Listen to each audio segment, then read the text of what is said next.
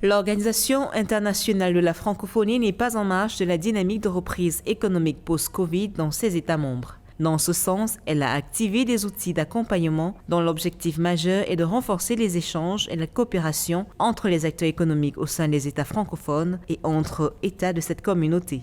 Nous sommes en train de mettre en place notamment 3 programmes de coopération économique.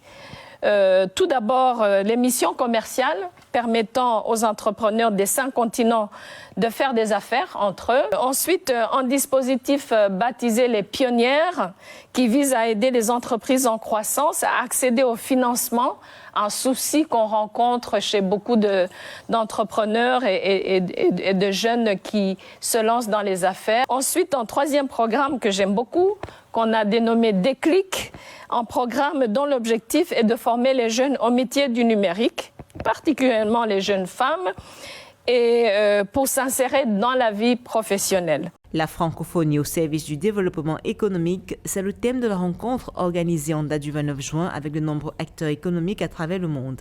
La situation des pays francophones d'Afrique a particulièrement dominé dans les discussions. Ceci figure d'ailleurs parmi les pays les plus impactés par la crise sanitaire du coronavirus. Dans les perspectives de reprise économique, le développement du numérique, la lutte contre le changement climatique, mais surtout le renforcement de l'intégration régionale, apparaissent comme des préalables essentiels. C'est vrai que la mondialisation telle qu'on l'a conçue dans la dernière décennie était une espèce de délocalisation massive d'activités, surtout des activités à faible valeur ajoutée, et finalement en bout de chaîne, en bas de chaîne, vers des économies qui sont des économies en développement. Alors, ce modèle doit évoluer, il doit changer pour de nombreuses raisons. D'abord parce qu'il ne profite pas aux plus petits acteurs des chaînes de valeur. Et je pense en particulier, bien sûr, aux PME, on les a évoqués, mais aussi aux femmes et aux jeunes, à tous ceux dont on ne cesse de répéter qu'ils sont la colonne vertébrale de la reprise. Alors il faut changer le modèle pour que ces petits acteurs bénéficient de ces grandes chaînes de valeur. Je voudrais rappeler d'ailleurs que 80% des pays les moins avancés, dont beaucoup sont d'ailleurs des francophones et des Africains francophones, 80% de leur alimentation est importée. Ça reste quelque chose qui n'est pas acceptable d'un point de vue tout simplement de la diversification économique et d'une certaine souveraineté alimentaire.